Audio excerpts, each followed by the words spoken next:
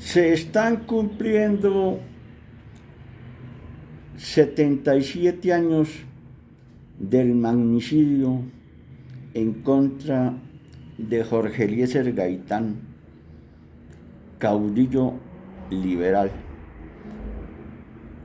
hecho que ocurrió el 9 de abril de 1948 en Bogotá. Esta situación llevó a la violencia bipartidista en Colombia entre el Partido Liberal y Conservador. Pero si miramos el contexto histórico, en esos momentos en el mundo se vivía un contexto de la Guerra Fría que enfrentaba a la Unión Soviética con los Estados Unidos. Y en el año de 1948, a finales del mes de marzo, se instaló la Conferencia Panamericana que dio origen a la Organización de Estados Americanos, la OEA.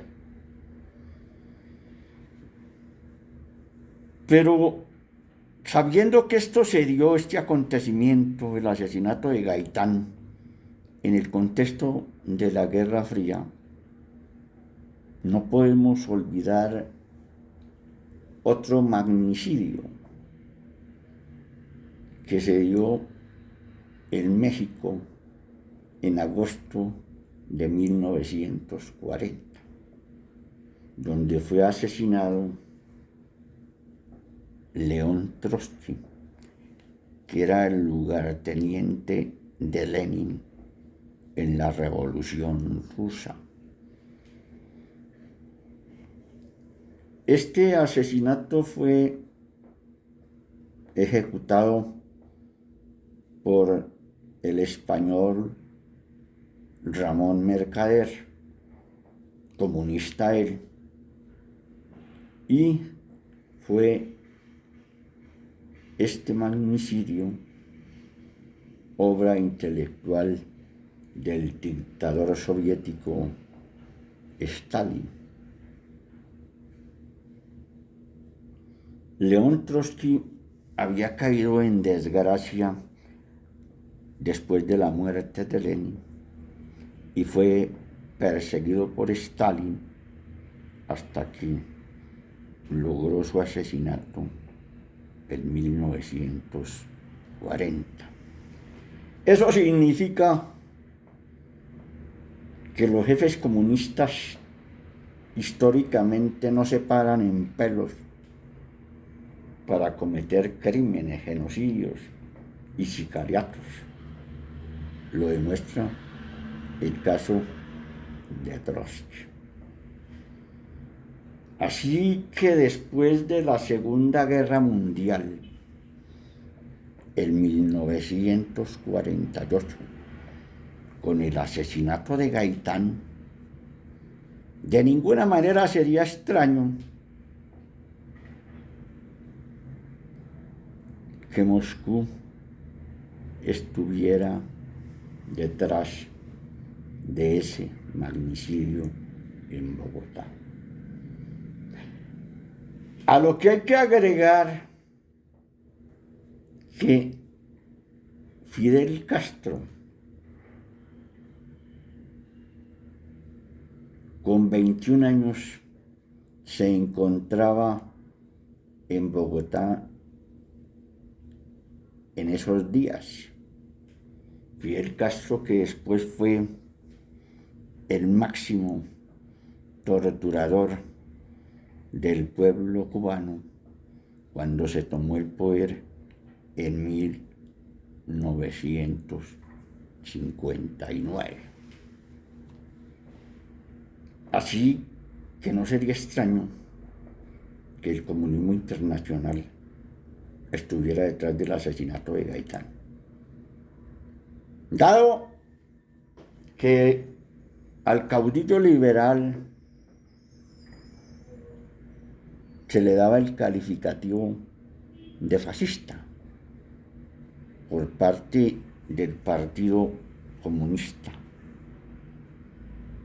Sabemos que los comunistas son expertos en los adjetivos, en los señalamientos y en toda clase de injurias y calumnias. Y en el año de 1946, en las elecciones que se realizaron en Colombia, los comunistas prefirieron apoyar a Gabriel Turbay antes que apoyar a Jorge Eliezer Gaitán.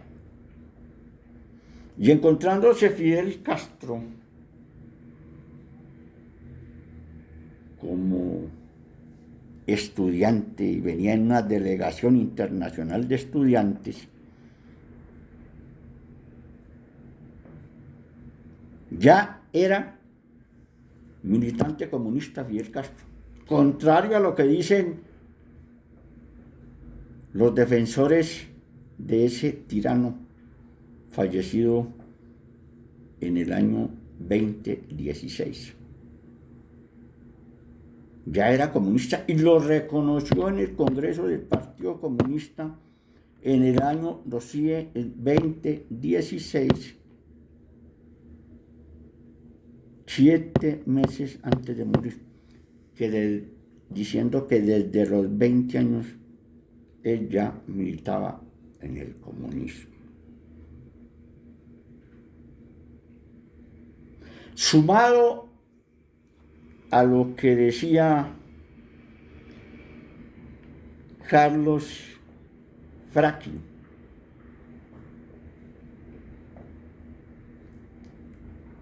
que fue otro comandante guerrillero, Carlos Fracchi, que fue otro comandante guerrillero en la Sierra Maestra en Cuba y fue director de Radio Rebelde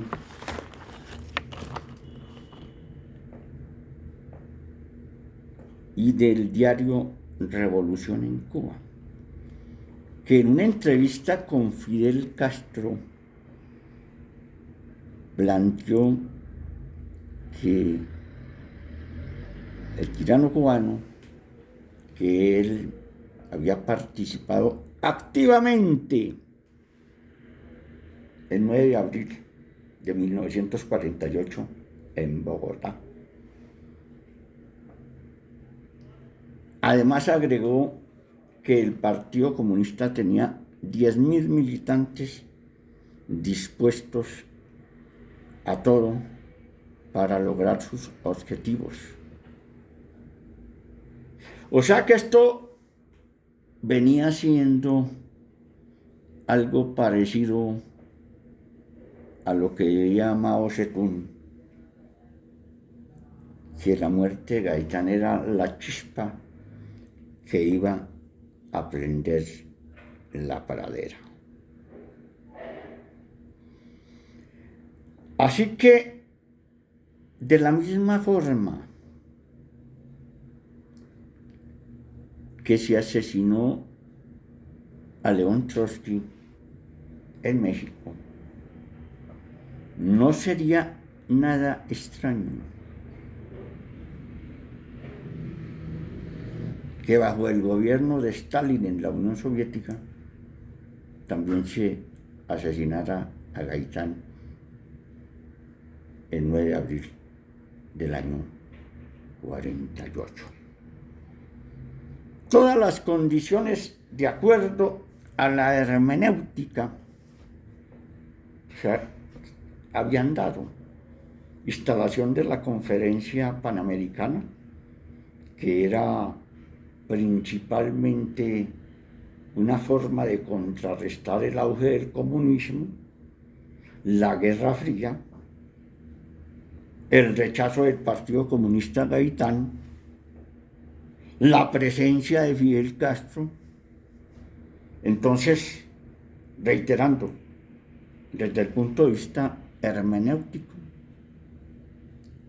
el análisis perfectamente puede dirigirse hacia todos esos sectores orientados por el comunismo de Karl Marx. Siempre hay que aclarar eso. Muchas gracias.